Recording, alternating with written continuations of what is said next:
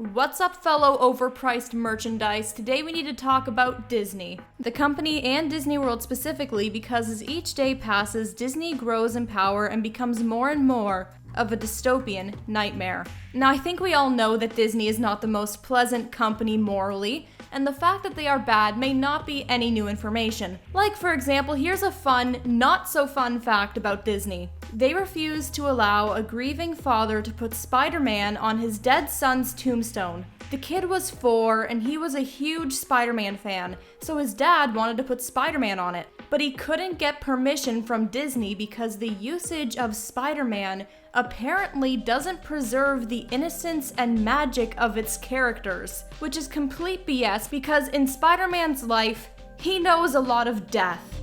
To connect that character to death is not off-brand at all, and Spider-Man would definitely 100% say yes to the gravestone thing. So I really don't get this decision by them. Allowing Spider-Man on this kid's tombstone would not cause any negative impact to their profit at all. So this whole thing makes no sense and is just incredibly selfish. Now, as expected, Disney received a lot of backlash for this. And in turn, they took a very small step forward to correct their mistake. Did they finally let Spider-Man go on the tombstone? No. But they offered to provide a personalized Spider-Man drawing to the family like that does absolutely anything. Now, I thought that we'd just start with that example on what Disney has done to really drive home the point that Disney is a company. They do not care about anyone on a personal level. And as more time passes, they keep doing more things that make them appear more and more like a dystopian company. Now, I feel it's important for me to also say that there's a really important factor in what makes a company dystopian. See, most companies do not care about people on an individual level. People are numbers to them. What they see first is profit. And as a result, since they do not get personal with people, most consumers do not feel like they must have an unwavering allegiance to the company. The company doesn't get personal with the people, they don't personally value the company.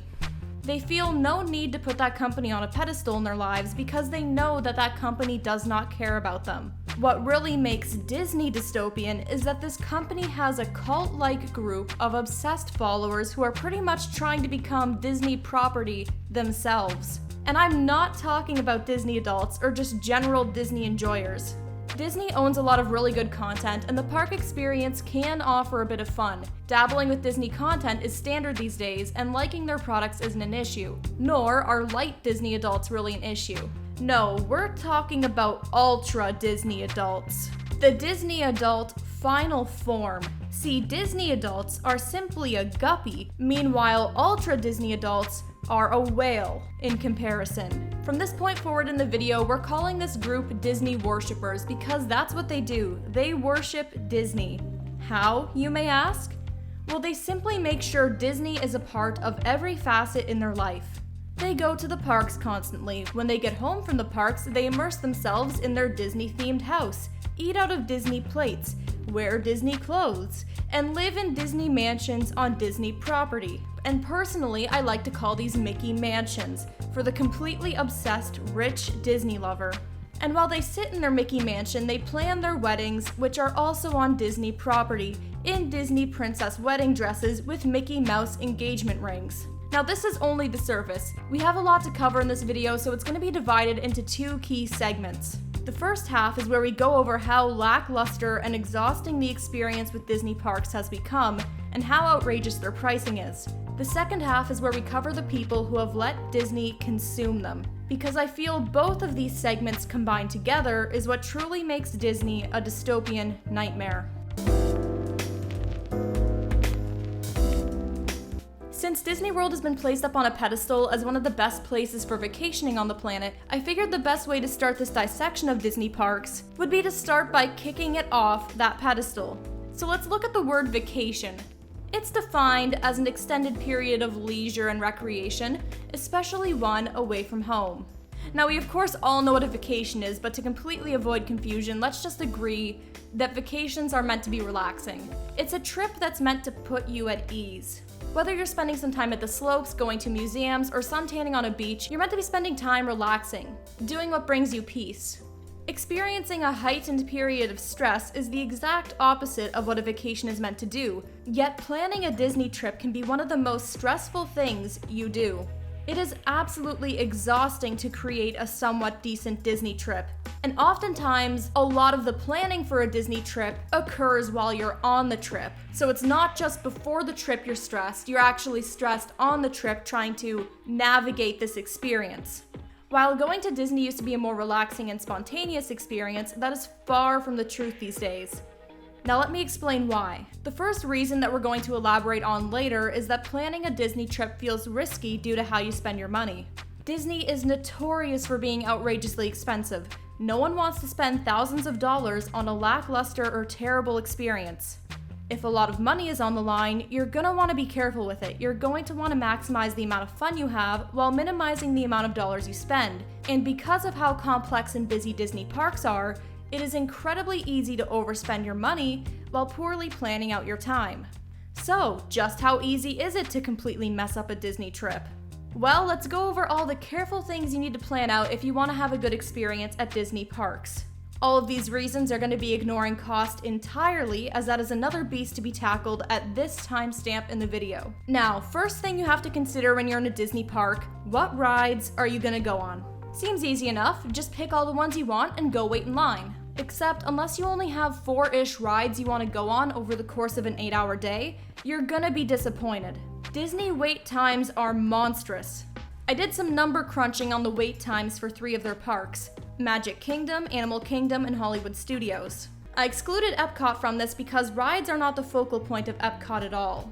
It's mainly the food and experience of the World Showcase, and while some wait times are still long at Epcot, not too many people try to plan their trip around going on Epcot rides. We're basically analyzing the wait times people really care about here, because if you're planning a Disney trip and you really want to experience the good stuff everyone has been talking about, you have been warned that it's not going to be easy. So let's get into how long these wait times are. To get the numbers I provide in this section, I took the wait time for each of the following rides over a 30-day period and then calculated the average. The dates I selected were April 1st of this year all the way to April 30th. So let's get into what I found. Starting with Magic Kingdom, we're going to look at the most hyped up rides in this park: Seven Dwarfs Mine Train, Haunted Mansion, Jungle Cruise, Peter Pan's Flight, Pirates of the Caribbean, Space Mountain, and Splash Mountain. On average, here are the following wait times. Seven Dwarfs, 97 minutes. Haunted Mansion, 51 minutes. Jungle Cruise, 79 minutes. Peter Pan's Flight, 76 minutes. Pirates, 46 minutes. Space Mountain, 60 minutes. And Splash Mountain at 70 minutes. Just to make this clear, 4 of those are over an hour, with Space Mountain being exactly an hour. So if you wanted to go on all those rides, you should expect to wait in line for 7.9 hours. Clearly that's not great. You can cut some rides from your schedule, but truth is, it's still an ungodly amount of waiting. And we only looked at 7 rides. The ability to go on 7 rides in one park at Disney shouldn't be a huge, outrageous goal if you're gonna spend your entire day at the park. Let's look at Animal Kingdom. Kilimanjaro Safaris has a 62-minute wait on average. Navi River Journey, 71 minutes. And Flight of Passage is 92 minutes. A whole hour and a half in line is to be expected for that ride. Now, Hollywood Studios is another beast. Let's go. Rise of the Resistance has a 102-minute wait, Slinky Dog Dash has a 108-minute wait, and Tower of Terror averages a 118-minute wait. So all of those rides are over an hour and a half, with Tower of Terror bordering 2 hours. 2 hours for a drop ride. Needless to say, Disney wait times are a bit excessive. So simply planning to ride a large number of rides without putting any other work in isn't going to cut it. You're gonna have to get a fast pass, spend multiple days at the park, or use another strategy. So getting a fast pass may sound easy, right? Fast pass is now done using Disney's new Genie Plus system, and that's gonna cost you $15 a day. Now, the price alone may discourage some people. If you're a solo traveler and you can afford Disney in the first place, $15 a day may not seem that bad. But if you're a family of 4, $15 just got multiplied up to $60 a day, which is kinda bad. And using the Fast Pass system isn't exactly straightforward. So for most parks, the system is easy. You just buy a Fast Pass and then hop in the Fast Pass line. I mean, how hard was that to explain? Well, Disney's Genie Plus is apparently so straightforward that it somehow needed a 14-minute video published by Disney on how it works. What on earth is this? If you search on YouTube an explanation for how Genie Plus works in simple terms, you will always have to sit through a video that's longer than 10 minutes. So I don't have time to explain the whole thing, but I can mention a couple of annoying features. To hop in the Fast Pass line, you have to book it in advance, because nothing on a Disney trip can be spontaneous. It's called booking a lightning lane. You have to reserve a time for the ride you want to go on. But here's the thing, not every ride is included in this system. Disney has excluded the following high-demand rides from it. If you want to go on these using a lightning lane, you're gonna have to pay an incredibly dumb extra cost per ride. So what the hell is the point? Now, does Disney sound exhausting yet? It might, but we've only talked about the rides. We haven't talked about food reservations.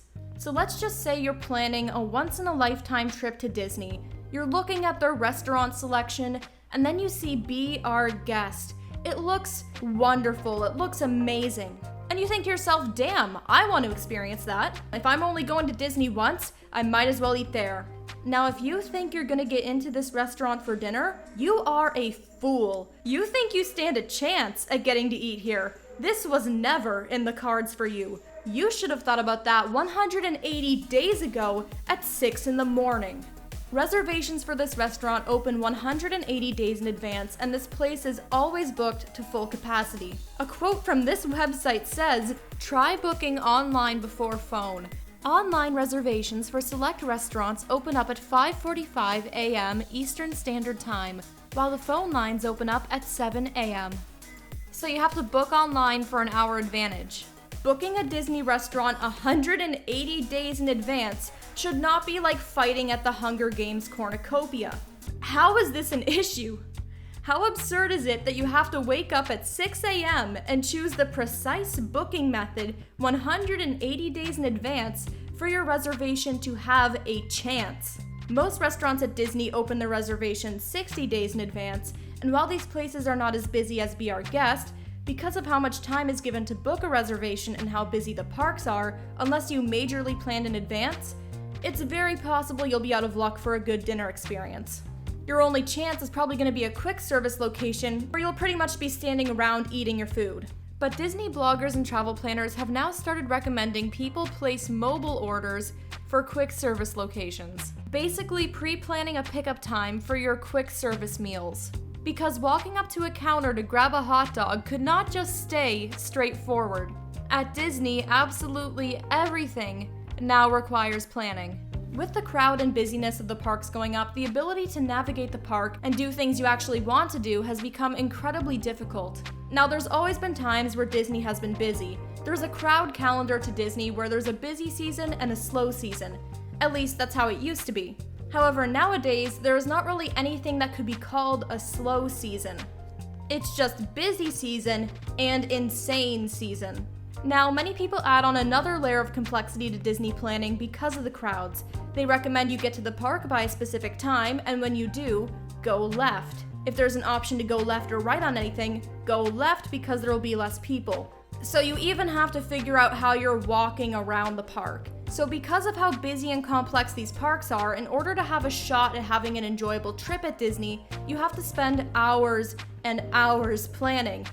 You have to plan while you're in the park. You have to treat planning for Disney like it's a full-time job. And then after putting all that work in to plan the perfect experience, you also have to keep in mind things will probably not work out perfectly anyway.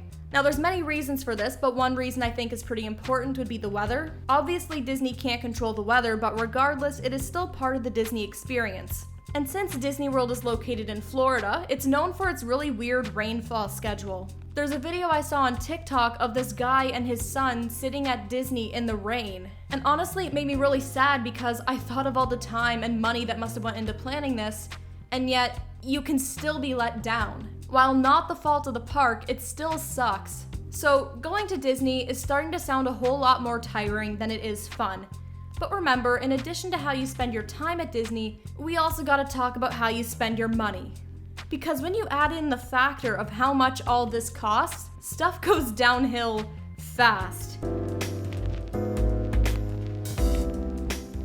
I've done a lot to get numbers for this section of the video, but remember, stuff is always changing. This is most likely only going to increase in the future, or things such as resort costs may dip down during some parts of the year, but generally the info in this section holds true.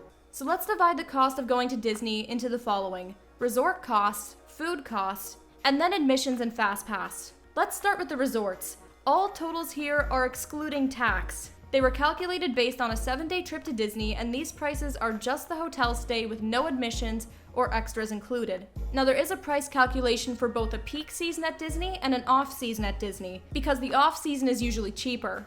The off-season dates are September 12th to 18th, and the on-season price calculation is using April 9th to April 15th. So because of how the price fluctuates, I thought this was necessary. Now there are 3 main resort tiers at Disney, and in order of least expensive to most, they are known as value resorts, moderate resorts, and deluxe resorts. Spoiler alert, the deluxe have prices fitting the word deluxe, and the value resorts sure don't seem like value pricing at all. So let's start with the value resorts. For a single room, not a suite, at Disney's Art of Animation Resort, it costs $1,400 during September and $1,800 in April. And now for a moderate resort, the price is going to increase a decent amount. For example, Disney's Port Orleans Resort costs $1,700 for the off-season and $2,100 for the peak season. Overall a bit more expensive, but the next jump from moderate to deluxe is crazy. For Disney's Animal Kingdom Lodge, off-season costs $2,700 and peak season costs $3,500 for 6 nights. Disney's Grand Floridian costs $4,200 during off-season and $5,700 during peak season. Now, all of these resort prices have been excluding tax. Now, when we look at that $5.7K price tag on the last resort and then look at the tax added on at checkout, we get the price of $6.4K just for the resort for 6 nights.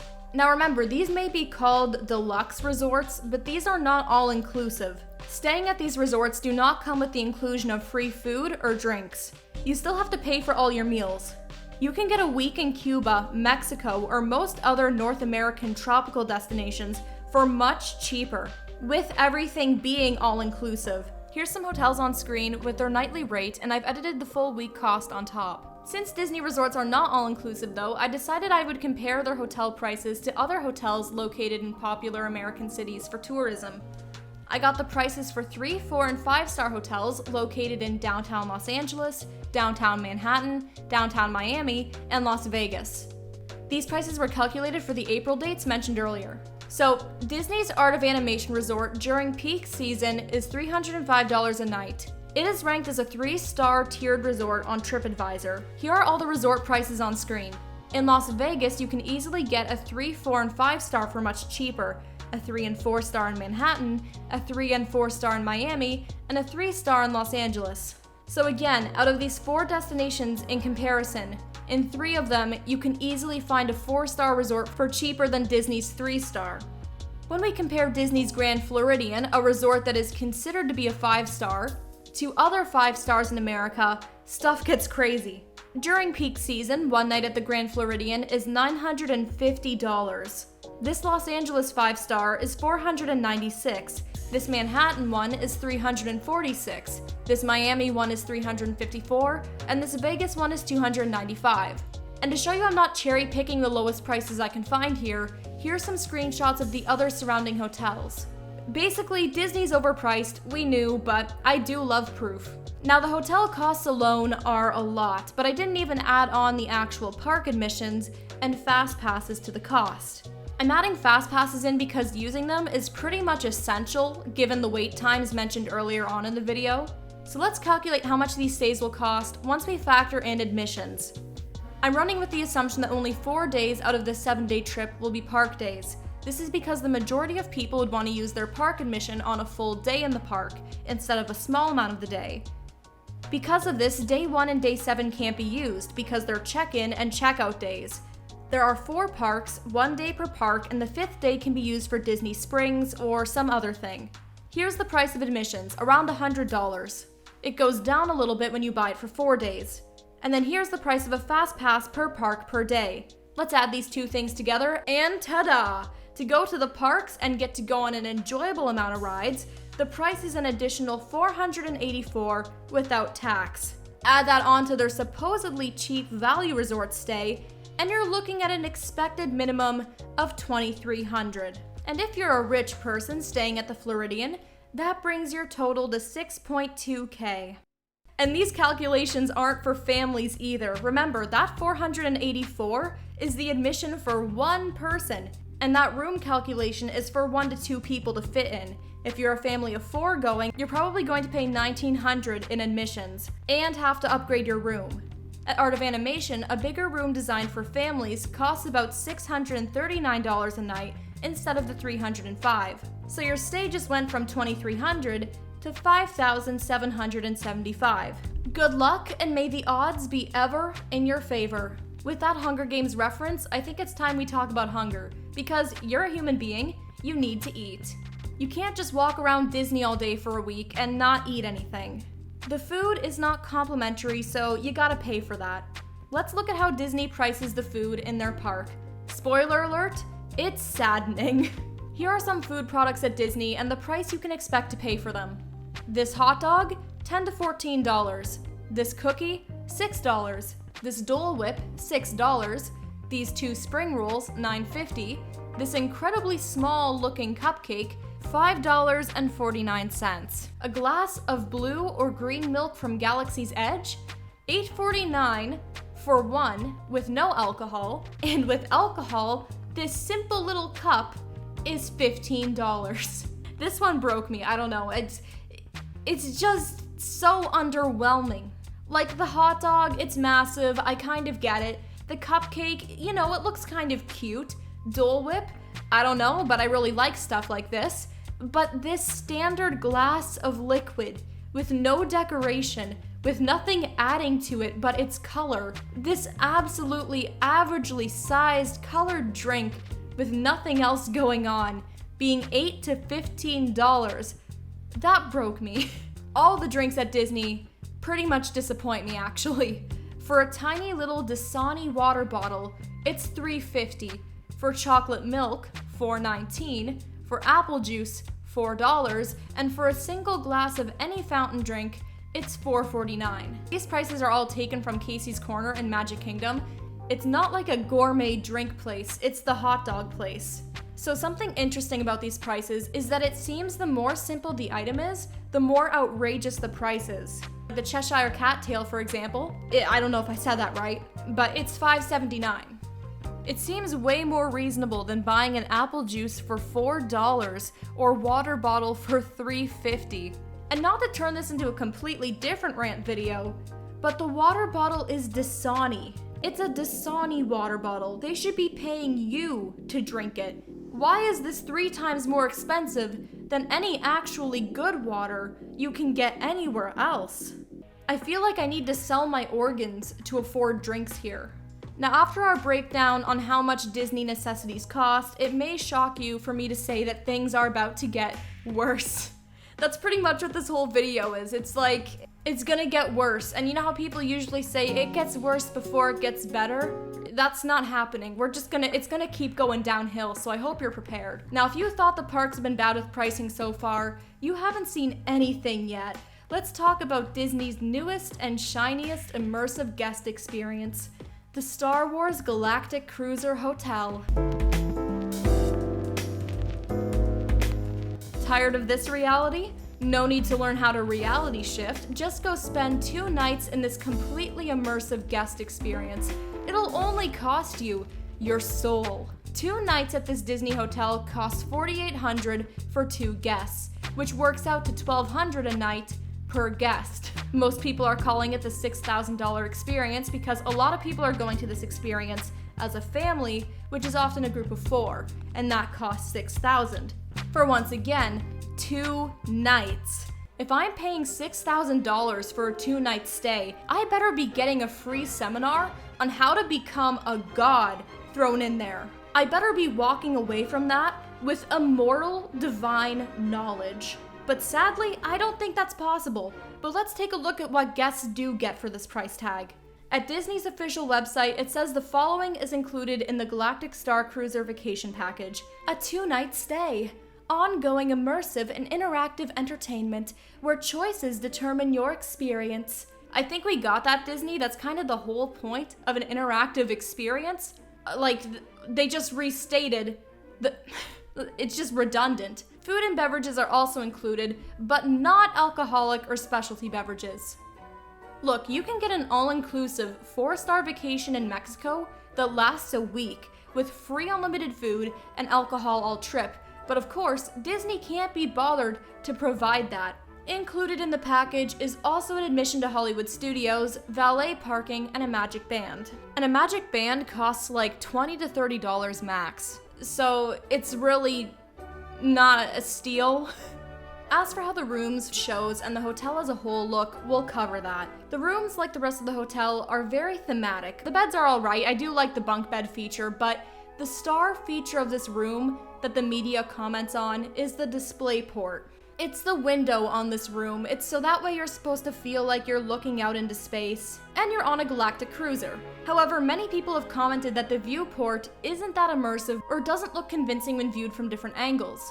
It's got there's this weird glare thing to it, which I don't know if it's to hide the edges of the screen, if that's the idea. I don't know. I'm not blown away by this. It definitely feels like a screen.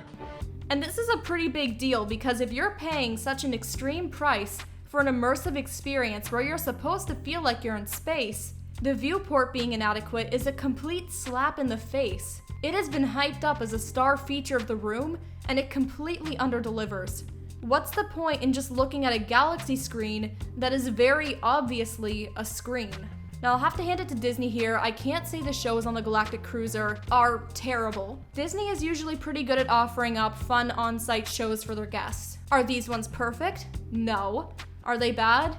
No. Are they fun? Probably. Are they worth the insane price? Absolutely not.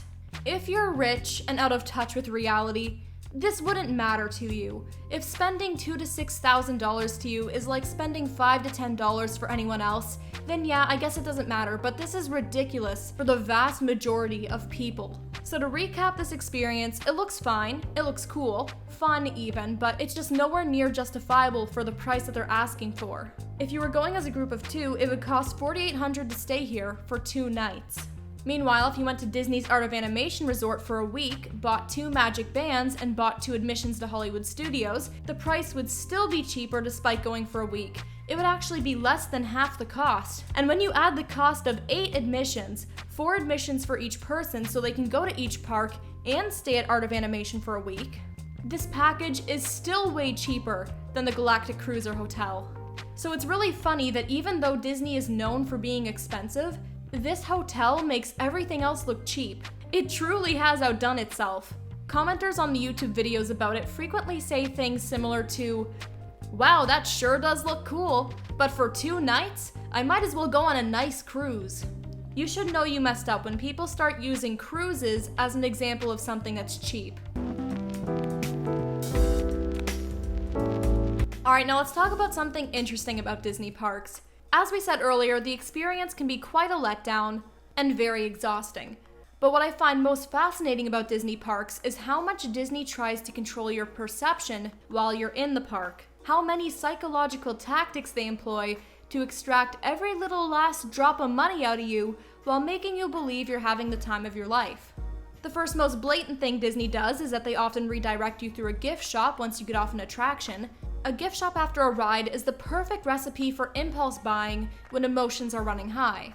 Though I'm not a fan of this idea, this is pretty standard for most attractions anywhere. If a place is labeled an attraction, odds are there will be a gift shop at the exit. This is not just a Disney thing, but I thought it was still worth mentioning since we just need to talk about the reality of spending time at the parks. Another tactic Disney uses is the wait time lie. The wait time lie is where every attraction at Disney parks will most likely have a misleading wait time posted, an overinflated one. You'll go line up for Splash Mountain, see the wait time is 110 minutes, but then you'll actually only end up being in line for 90 minutes. You will rarely ever wait the time listed on the sign/app. Now, the point of this tactic isn't to get you to spend money like the one we just mentioned, at least not directly. This one is purely for your emotions. It's to make you feel like Disney is over-delivering on their promises. It's to make you feel relieved that the day is going much better than you expected. You think you have free will by being relieved at how short the wait was? No, sorry, your emotions become Disney property when you're in the park. Another thing Disney does is redirection. The colors of the paint around the park is very deliberate. When Disney wants you to go to an area, you'll often see bold, bright paint colors around. Boring areas of the park that aren't attractions or shops will have a lot of blues and colors that don't pop as much. Now, when Disney wants you to completely ignore something in your vision, they use two paint colors, Go Away Green and Blending Blue.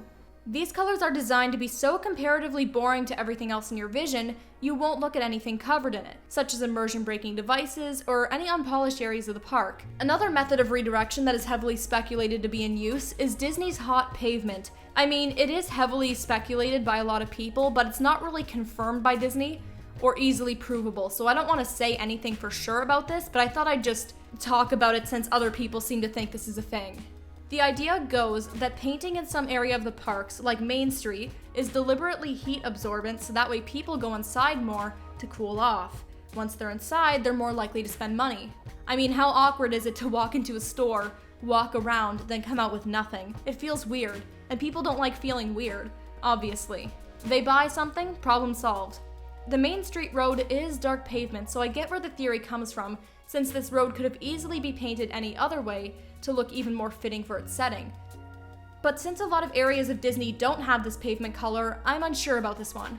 So what do you guys think? I mean, I think it could be a stretch, but at the same time, it seems like way less of a stretch than the next tactic I'm talking about.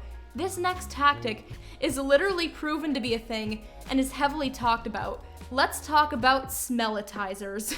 Smellitizers are Disney's little handy smell-creating devices. Food areas like bakeries in Magic Kingdom and other parks use these smellitizers to pump out perfect food smells. So basically when you walk into a place and the stuff smells really good, it's not real. It's an illusion. Smellitizers aren't everywhere, but some pretty iconic ones are located on Main Street, food places, the Pirates Ride, and the Haunted Mansion. Tons of places have them, but it's really hard to get a comprehensive list since Disney doesn't like to publish too many magic-ruining documents. Now, what's the significance of these devices? Well, they're pretty cool. They add another layer of sensory immersion, and they also, as stated before, most likely play a factor in people buying food, and a speculated use of the smellitizer is to create strong positive feelings with the use of pleasant smells and have these last in your memory. Aromatherapy and smells being used as a mood booster is well documented. So a popular takeaway with smellitizers is the memory association. The use of smell in olfactory memory is able to imprint Disney rides and the experience as positive in the mind, and let it stand out strongly within memory as nostalgic and easily recallable. So with all of these psychological, emotional, influencing strategies in place, it's no wonder they can get away with the intense prices and still have people fall in love with the whole experience. It's incredibly well crafted. So we've talked about the parks. It is now time to talk about Disney worshippers. Because once again, a company just being outrageous is not enough to say it's dystopian. Do the prices make it look like the end times are near? Yes. And does the park experience declining while these prices are rising make things look even worse? Absolutely. But it truly becomes dystopian when you see there's a mass group of people who roll up to Disney parks at rope drop many days of the week, eat all the Disney Mickey-themed food, wear Disney clothes, go home and lay on their Disney bed in their Disney mansion. It becomes a situation you would only expect to see in a movie. Now remember, these Disney worshippers are not just Disney adults. Disney adults overall are not nearly as extreme as this group. Here's a diagram that sums up how we classify this group. All Disney worshippers are Disney adults, but not all Disney adults are Disney worshippers. This group is a committed following who makes everything in their life about Disney. So let's start off by looking at what I like to call Mickey Mansions, housing for the uber-rich Disney fanatic. Mickey Mansions are a little nickname I've given to the houses on Disney's community, Golden Oak. Golden Oak is a private community built by Disney on Disney property that contains a lot of mansions. Homes over there range from $2 million to over $10 million, and one listed on their site right now is $9 million. And in fact, only one is listed on their site because out of all the homes they offer, there are somehow enough rich people interested to buy them all. And Golden Oak is massive. There are a lot of homes. There are 8 neighborhoods within this prestigious community, and overall the size of Golden Oak is massive. Its size is currently 980 acres. To compare this to other Disney properties, Magic Kingdom is 142, Hollywood Studios 154, Epcot 300, and Animal Kingdom 500. Golden Oak is just under the size of all of those combined. So now you know what Golden Oak is and how it is somehow actually getting used, it's time to show you what these houses look like. When looking at these mansions, they look like standard rich stuff. Yes, they vary in architectural style, and if you are an architect or engineer, you may notice some interesting things about them. But let's be real for a second. To the undiscerning eye, it is just a bunch of big fancy houses. You might almost forget this is even Disney property. But don't worry, Mickey is lurking in the shadows. He always is. He never leaves. He always comes back. Because this experience would not be complete for the Disney fanatic without the inclusion of subliminal, lurking, hidden Mickeys. Mickey, Mickey, Mickey, Mickey, Mickey, Mickey, Mickey, Mickey, Mickey, Mickey, Mickey, Mickey, Mickey, Mickey, Mickey. Now my video is arguing that Disney is a dystopian nightmare, and I think that video alone proves my point. Only in a dystopian, decaying society would Mickey Mouse being plastered everywhere in the house add to the house's real estate value, instead of taking away from it. So I went on a binge watch of looking at Golden Oak homes on YouTube to see what I can find, and I found something hilarious. I found a moving into Golden Oak vlog, and in this video, the woman who moved in has the boldness, the pure ignorance, to suggest that she is cheap and loves being frugal. So excited, so we got that set from the Disney store. So anyways, I'm gonna show you the top of what would have been the elevator, but I wanted you to know that there was supposed to be an elevator. We opted out of it because we're not those people. We aren't those people, good. And I love the brass details. I love the lights. A lot of the stuff that I have in here is actually from the teen collection at Restoration Hardware. So fun fact, if you're trying to save some money, I love being frugal. I love being frugal. She lives in a Mickey mansion. She is in the top 1%, yet she says she loves to be frugal. Does she know what that word means? Let's look at Google. Sparing or economical with regard to money or food. What the hell does she think it means? There's no way she honestly thinks she's frugal. She must think frugal is like an aesthetic or something. A cardboard box? Oh my god, so frugal. It's giving poverty core. I feel cleansed. Please shut up. If there's one thing these Disney worshippers do well, it's being sheltered and out of touch with reality. Just like a lot of the royalty in Disney films, oddly enough. Maybe it's deliberate and they're just hardcore role-playing. Speaking of role-playing, are you super immensely rich and want to have your own lavish fairy tale wedding? Well, Disney's got you covered. Let's look at the completely unnecessary yet actually used service that is Disney weddings. Weddings are typically regarded as expensive in general, but Disney weddings take this to a whole new level. If you want to get married on Disney property, here are the prices for just reserving the space for the ceremony. Disney's cheapest options are their spaces that don't look related to Disney at all, and those start at $3.5K. Various Epcot pavilions cost $5.5K, and to marry at either Pandora, the Tree of Life, or Tower of Terror, it costs $7.5K. To marry at Magic Kingdom's train station, $15,000. Personally, I wouldn't be too enthusiastic to pay $15,000 to have a train station Disney-themed wedding, but hey, that's just me. Now, Magic Kingdom After Hours, the ceremony by the castle, costs $30,000 for the ceremony. $30,000 for this one event, just to reserve the venue. If you want to get food services, it has a per person cost starting at $140 per person with brunch and $210 per person for dinner.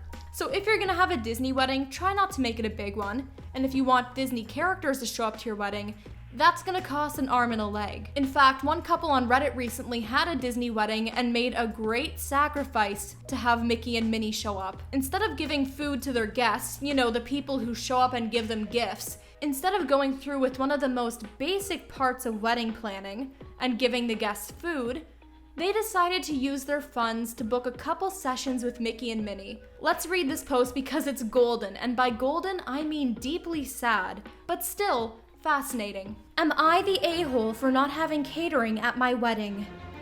My, female 28, and my fiance, male 30, just got married 2 months ago and we had our dream wedding. Everything was perfect, and I mean everything. My parents and his parents helped us pay for a great chunk of the wedding so we would be debt-free, and we are so eternally grateful for that. The issue arose about a month and a half ago when my aunt started posting on Facebook about how disappointed she was with the whole ordeal, and a few guests sided with her. Background, my fiance and I are huge Disney fans, and we travel to Disney World as much as we can throughout the year. Disney is such an important part, not only to us, but also our marriage. The issue was with our decision to not offer catering services / bar services at our wedding due to routing the money towards having a wedding Minnie and Mickey make appearances at on our special day. The cost to have both Minnie and Mickey for a good chunk of time, 30 minutes, was almost exactly what our parents allotted for our catering budget. So, we scheduled an appearance during our first dance and our wedding photos. Forgoing served food, though there were plenty of facilities at the venue where people could eat. My parents were still very supportive of us, but everyone else is being passive-aggressive about it on Facebook. Am I the a-hole? Edit. To those asking if the guests were warned, we clearly outlined in the invitations that there was food available at the venue. We didn't exactly spell out every restaurant's menu, but it was certainly mentioned. There were also vending machines available throughout. Edit 2. For everyone saying that it's too much for 30 minutes, I want to clarify that it was 2 30-minute sessions on different days. $27.50 was the cost for one session. So there's a lot to cover here. I mean, this is a lot. First of all, this couple thought paying a total of $5,500 on 2 people in mascot costumes for 60 minutes total was a good thing. They thought this was fantastic. I mean, Mickey and Minnie weren't ripped through a tear in the multiverse and summoned to this dimension. No, these are grown-ass humans in smelly mouse costumes, and you blew $5,500 on it. Now, what makes this particularly strange is that the wife is 28 and the husband is 30. Now, in my opinion, there shouldn't really be an age limit on interest, but we have to acknowledge that if they are around 30 years old, the other guests must be around that same age and older. And let's face it, they may be different, but most 30-plus-year-olds don't want to hug smelly mouse people. Like, these guests were probably not obsessed with fictional mice. Another issue I have with this post is that this budget wasn't even paid for by the couple. It was lended to them by their parents. They literally said they took the budget allotted for catering and used it on this instead. If you're inviting people to your wedding, you should give them food, especially if they had the frickin' pay to travel to your wedding.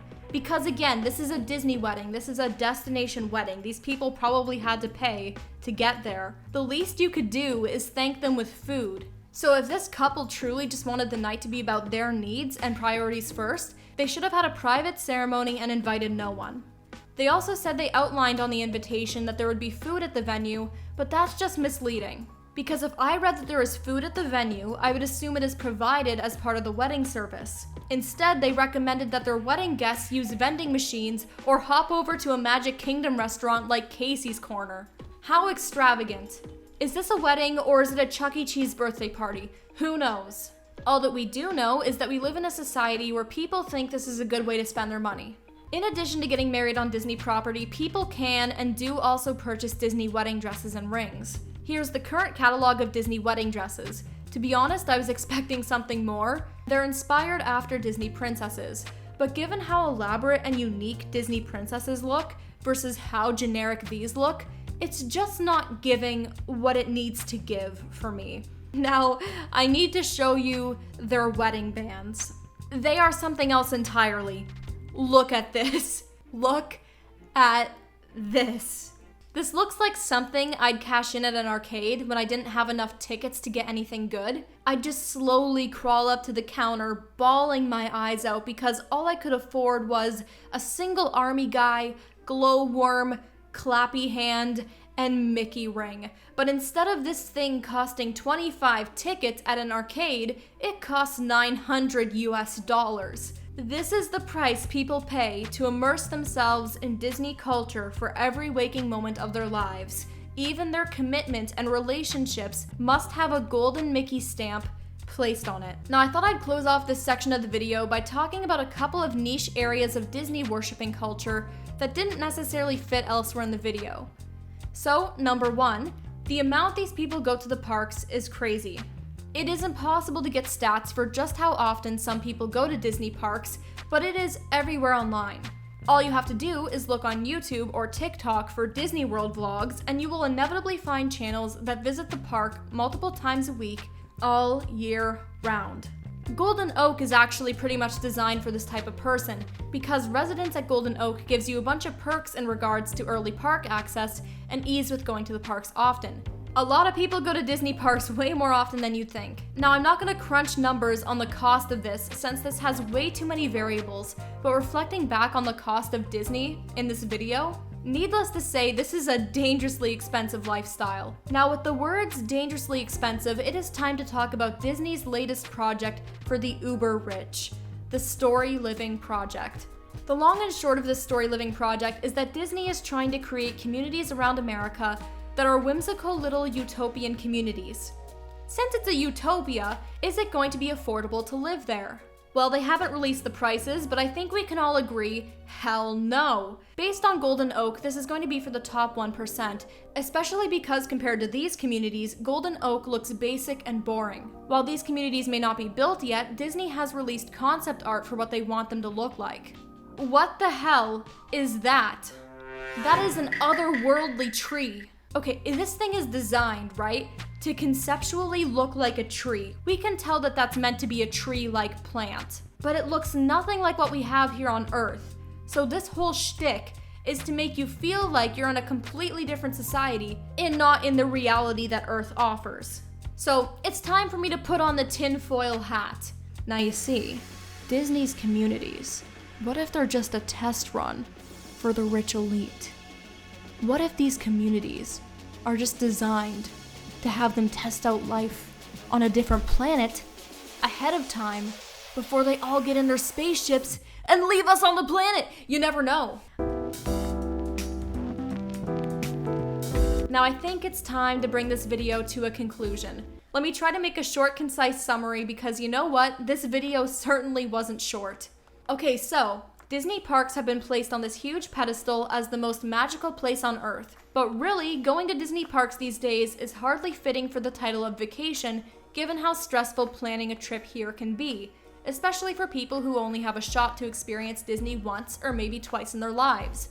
The parks are busy, it's hard to do stuff, the parks are expensive. The Galactic Cruiser is somehow charging families $6,000 to stay there for 2 nights. And despite this company holding up a giant sign that says, "I am a company. I do not care about you. I do not personally know you. Give me money, please." People still love these parks as if it is their best friend. They love them so much that they move to be close to these parks and live in the mansions in Golden Oak.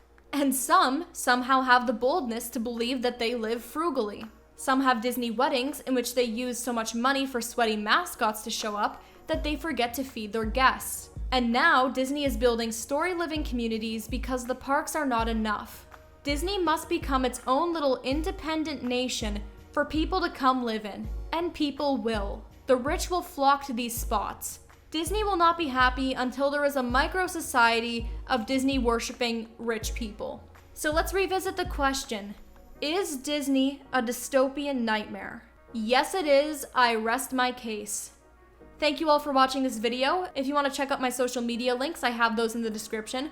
I also have merch if you're interested. And recently I just made a second channel, so go, subscribe, quick, before it is too late. Thank you all for watching and have a great rest of your day.